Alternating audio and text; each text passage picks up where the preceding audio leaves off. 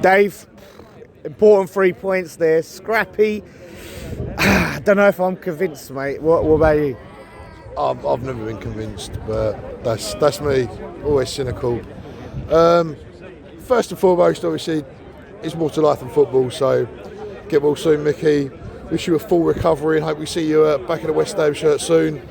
On the game tonight, I've never seen a team in 45 minutes have so many corners and yet look so little like scoring as we did. Second half, I think we remember what football is, and we just somehow squeaked it over the line. 9 points off relegation now, 9 points off Champions League. You know, Man City are possibly looking over their shoulder in full for us. Well, on the basis of that, I mean, looking back at some of the penalty shots, could say we were fortunate. Obviously, we did have the offside goals, but the Mavropanos one stepped on his foot. They've said it's not clear and obvious.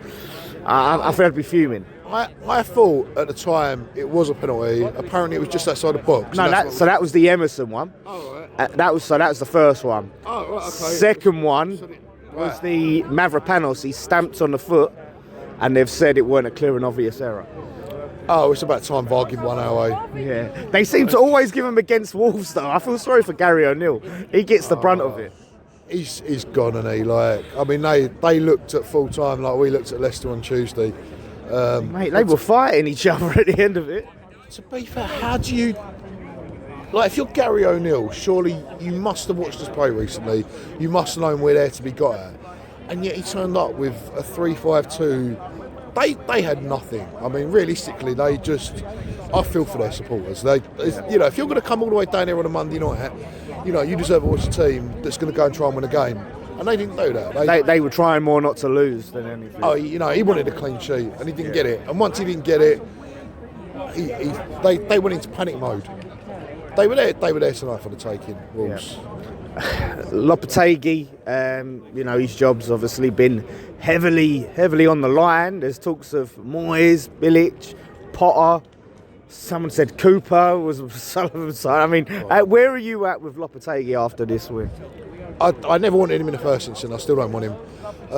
I will say though that I think we've kind of seen the best of West Ham and the worst of West Ham as a football club over the last week. Obviously with Antonio, with the chanting tonight, the way we've got behind him. And for once, obviously I've been incredibly critical of the club's media team in the past, but I thought their statements over the weekend, the timing of it, was spot on in terms of just quashing any sort of speculation or guesswork. But at the same time, obviously, you know, we spent most of last week hearing that we're 60-40 on the board whether we're going to replace him. What football club, what businessman in their right mind conduct their business so publicly the way that Sullivan does? But in terms of Lopetegui, someone said to me earlier, Allegri is in the frame, and that's a new one. I'd be surprised.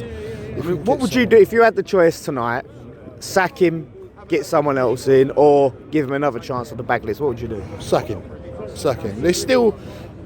I still can't see what he's trying to do. I still look at it tonight and I think Wolves were poor. Did we win the game or did Wolves lose it tonight? And I mean, there's an argument Wolves lost it. I would sack him. Who would I bring in at this point?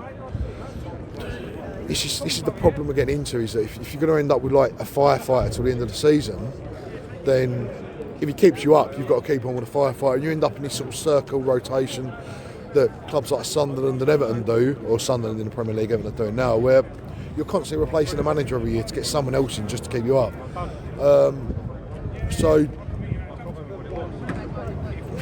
You've got to get the right guy. Who's that guy? Hopefully Steiner knows, but just please don't let Sullivan pick another one of his mates' choices, because they're not working and we're stuck with this. Will Salthouse got any more agents, any more clients? But right. Yeah, Steve Bruce. Oh, he's at Blackpool. He ain't going to play compensate for Stave Bruce. Yeah. Who's that at work? Warnock's at Torquay. Yeah, his options are limited. It might have to be Moyes. Yeah. David Moyes part 3. Mate, that'd be an embarrassing look on us. I think having to bring him back a third time. It would. It would. But you know, stranger things have happened. Yeah. And let's be fair, I don't see, as much as he's improved his reputation, Moyes, there aren't, you know, clubs queuing around the block to give him a job. Yeah. So, is he going to get much better than this? Realistically, probably not. mate. Hopefully we get much better than this, how we are at the moment, Dave. But yeah, nice one. Cheers, mate.